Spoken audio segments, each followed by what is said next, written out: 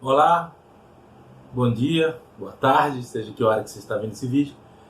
No final da noite de ontem, dia 16, o ministro do Supremo Tribunal Federal, Alexandre de Moraes, determinou a prisão do deputado federal Daniel Silveira. E logo em seguida, uma das indagações que se colocou é se de fato caberia ou seria possível a prisão em flagrante por mandado. Ou seja, então alguém pode ser preso em flagrante delito por ordem de autoridade judiciária, né?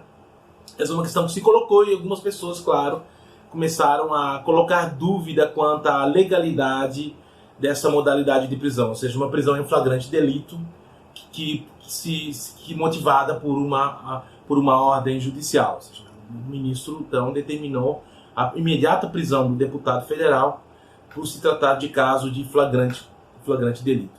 Antes de responder essa questão, que me parece, já antecipo, que a prisão em flagrante delito por mandado é totalmente legítima, ou não fere, pelo menos, os princípios basilares do direito constitucional ou da lei penal, ao que me parece, pelo menos no âmbito da aplicação hermenêutica dos dispositivos em questão, a gente precisa entender que o flagrante, a moda daquilo que Aury Lopes sempre defende, tem um caráter chamado caráter precautelar, né?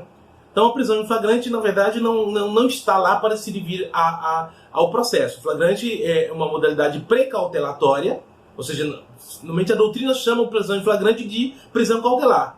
Mas parece-nos que a orientação doutrinária que o Aury Lopes segue, no sentido de que a prisão em flagrante delito é uma medida precautelar, está muito mais correta. Ou seja, e essa precautelaridade, ela leva aqui que a prisão seja, na verdade, de maneira autônoma, né, e instrumental. E sendo precautelatória, tem um prazo de validade certa, né? O prazo de validade é certo, o prazo de 24 horas. Então, o flagrante delito se consuma nesse sentido. Então, em primeiro lugar, é isso. Não é, na verdade, uma medida do processo. É uma medida que serve muito mais para conservar as circunstâncias do crime que se ocorre naquele momento. Por isso se justifica o flagrante. Por isso a lei permite que qualquer um possa prender alguém em flagrante delito. Ou seja, por quê? Porque visa colocar o indivíduo à disposição da justiça, ou, no caso do deputado, à disposição da instância que é competente em prazo de 24 horas, que no caso seria a Câmara dos Deputados. Então, o flagrante delito detém, é uma detenção, e coloca esse indivíduo à disposição da instituição que é responsável para determinar ou não a manutenção da sua prisão em face da gravidade e do fumus, claro, do perigo de mora e do fumus boni iuris que caracteriza aquela situação de delito. Então, nesse sentido, ou seja, no primeiro lugar, vemos isso. A prisão em flagrante não é uma condenação, nem tem aquela natureza de prisão preventiva. Ela é uma medida precautelatória em virtude da chama que o crime ainda carrega. Mas posto isso, nós podemos colocar então como dois requisitos fundamentais da prisão em flagrante delito a necessidade e a urgência. Então nós podemos perguntar: a decisão do ministro Alexandre ao determinar a prisão ou o flagrante delito naquela hipótese tem esses dois pressupostos fundamentais? A necessidade e a urgência.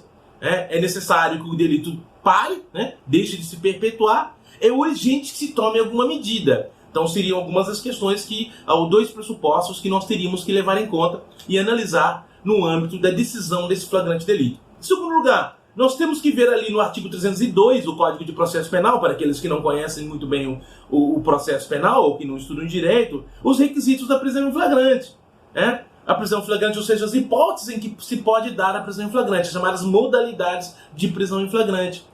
A prisão em flagrante, então, ocorre quando o indivíduo está cometendo o crime, acaba de cometer o crime, é perseguido logo após ter cometido o crime, ou é encontrado logo após com instrumentos, claro, do crime que faz presumir ser ele autor do crime. Isso tudo junta com aquela ideia de precautelaridade e aquela ideia de preservação das condições do delito e também da necessidade da urgência para que se faça com que aquele crime cesse ou pare de surtir os efeitos nefastos que estão ocorrendo. Então, Ou seja, então, em primeiro lugar, a gente vê que não tem ali dentro dos requisitos, nem dos pressupostos do prisão em flagrante, a ideia do mandado, da ordem de autoridade judiciária. A questão que me parece que deve se colocar é o crime que o sujeito comete, que a pessoa está a cometer, é um crime, no caso permanente. Nesse caso a gente pensa, bom, porque produziu-se um vídeo, e aí a justificativa vem, trata-se de um crime permanente. O crime permanente é aquele crime, se o raciocínio do ministro estiver correto, ocorreu um crime permanente, porque é um crime que perdura, perpetua no tempo. Se o crime está perpetuando no tempo, então nós temos ali claramente a situação do flagrante bem definido pelo artigo 302, ou seja, enquanto perdurar os efeitos ou a consumação do crime, não os efeitos, enquanto perdurar a consumação do crime, nós temos claramente uma situação de flagrante. Então o flagrante delito se justifica pela permanência ou pela perduração do crime. Mas aí vem a questão, pode a prisão em flagrante delito ocorrer por mandado, por ordem de autoridade judiciária, a ordem escrita da autoridade judiciária? Se é prisão em flagrante, qualquer um pode fazer a prisão. A polícia poderia ter feito a prisão. A pessoa do povo que constata o ato também pode fazer a prisão. Nós temos hoje uma situação excepcional agora no Brasil, em que mesmo expostos a crimes sendo perpetuados ou a crimes permanentes, muitos agentes do Estado não agem, não atuam. E isso, de certo modo, nessa excepcionalidade, acaba explicando por que, infelizmente, juízes estão tomando uma posição, às vezes, mais drástica. Ou seja, agindo ativamente para a definição disso. Mas se qualquer um pode fazer a prisão em flagrante, o próprio ministro do Supremo Tribunal também pode fazer a prisão em flagrante. Ou seja, poderia pegar um helicóptero, meter o pé na porta do sujeito e prendê-lo, já que ele está em flagrante. Ou, então, do modo mais civilizado, já que tem meios à sua disposição, tem uma polícia judiciária à sua disposição, determinar que a polícia judiciária faça aquela prisão, impeça que o crime continue a se perpetuar, mantenha a precautelaridade e os indícios e vestígios, as provas suficientes da natureza criminal, e, enfim, realize aquilo que a necessidade urgente do processo permite. Então você teria ali... Bom, aí pensa agora, o artigo 5º, o artigo 5º da Constituição, inciso 61, vai estabelece lá que ninguém será preso se não em flagrante delito. Ou seja, então o primeiro lugar que a Constituição estabelece é a prisão só pode se dar por flagrante delito. Não sendo flagrante delito, a prisão também poderá se dar por ordem escrita de autoridade judiciária. Nota que o artigo da Constituição estabeleceu é a única prisão que não precisa de mandado judicial é a prisão em flagrante. A Constituição não disse, e não tem lei, pelo menos que eu conheça, que diga que o flagrante não se dá com ordem de autoridade judiciária. Ou seja, o que nós temos ali pela inteligência do dispositivo é o flagrante delito não precisa de ordem de autoridade judicial. Mas o dispositivo não estabelece que a ordem judiciária descaracteriza o flagrante. Se é um caso de flagrante, o flagrante continua, independentemente da ordem judiciária.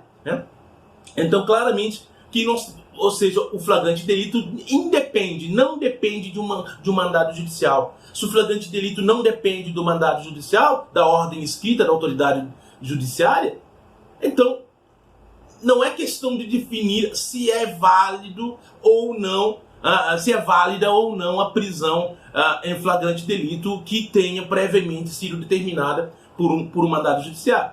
Ou seja, é tão mais civilizado um mandado de prisão do que chutar a porta do indivíduo e prendê-lo automaticamente. Mas se há caso de flagrante, justifica. Claro, no final, o deputado pode ser preso, nós teríamos essas condições. Para ser preso, precisa, em primeiro lugar, o teor daquilo que o artigo 53 da Constituição estabelece, que seja um caso de prisão em flagrante.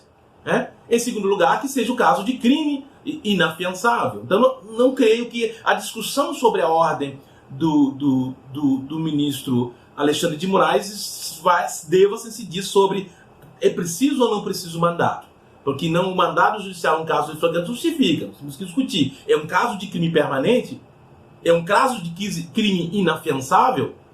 Porque é isso, então o flagrante está configurado se há crime permanente, e automaticamente agora, sendo crime inafiançável, justifica a possibilidade de ser determinada a prisão do deputado, cabendo, claro, a comunicação em 24 horas à casa, à Câmara, para que tome as medidas, decida por maioria dos votos se mantenha ou não a prisão, do deputado, né? E a propósito, a prisão do senador Delcídio Amaral, àquele tempo, foi muito mais grave em termos de regularidade legal, de ilegalidade jurídica, do que a prisão do atual deputado Daniel Silveira. Ou seja, então nós tivemos um caso de muita excepcionalidade, e muito estranhamente falando em termos de processo penal, quando se prendeu o Delcídio Amaral, do que agora neste momento.